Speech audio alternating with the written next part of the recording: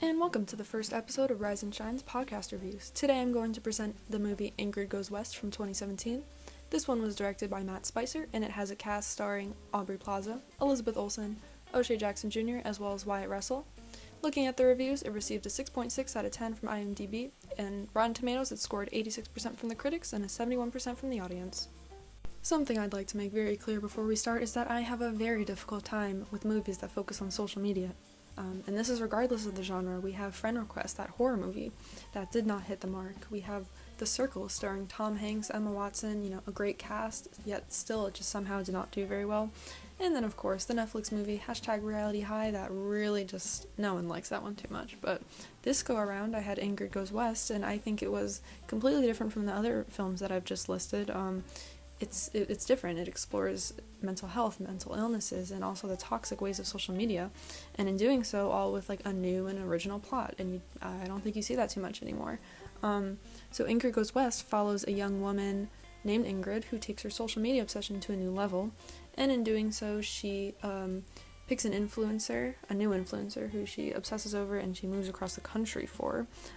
She copies her lifestyle, she dresses the way she dresses, they form a bond, but we definitely see her spiral at the end, and I think it would just, you gotta give props to Aubrey Plaza. I might be a little biased because she's definitely one of my favorite actresses, but she absolutely kills it in this one with Ingrid.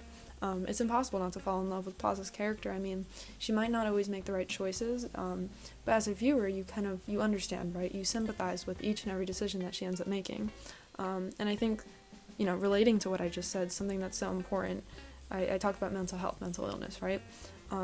It's kind of implicitly shown, never, actually diagnosed, but we are made to believe that Ingrid has borderline personality disorder, and I think what's so impressive with what this movie did is that the depiction, it's so on point, of an individual who struggles with this disorder. And not only that, but the movie's intent isn't to have the viewer sitting behind the screen pointing and laughing at Ingrid, but rather, understanding what she's going through and like feeling for her in a way. And I think that's super important, and we really don't see enough of that today.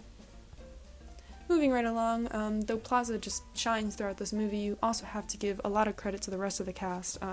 All of the characters kind of serve as like a puzzle piece, and let me tell you, they fit together perfectly. I really can't imagine any of the roles being casted to any other actor that there is out there.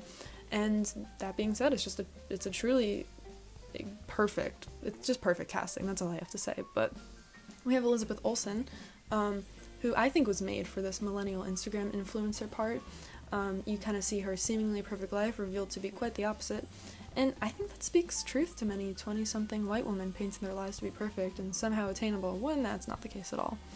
And then you also have O'Shea Jackson Jr., who is Ingrid's love interest for a decent portion of the movie, and he could be considered the most likable character in my opinion. I mean, he's just so caring, he's a kind-hearted person, but also you pair that with his sense of humor, and I just think it goes great with Ingrid's story. Both Olsen and Jackson Jr. feel like real people, not just characters being portrayed, and that's another thing that I think is so rare in movies today. So in conclusion, I think that viewers can see a little bit of themselves in every character in this movie. That's just one of the many reasons why it's such a joy to watch. Through a remarkable cast and of course the refreshing plot, Ingrid Goes West has accomplished what many other social media focused films couldn't even begin to understand, and for that reason, I give it a 4 out of 5. And I hope you enjoyed the first installment of Rise and Shine's podcast reviews, and tune into more in the future. The music used in this podcast is titled Orbiting a Distant Planet by Quantum Jazz. No edits have been made to this song, and it can be found at freemusicarchive.org.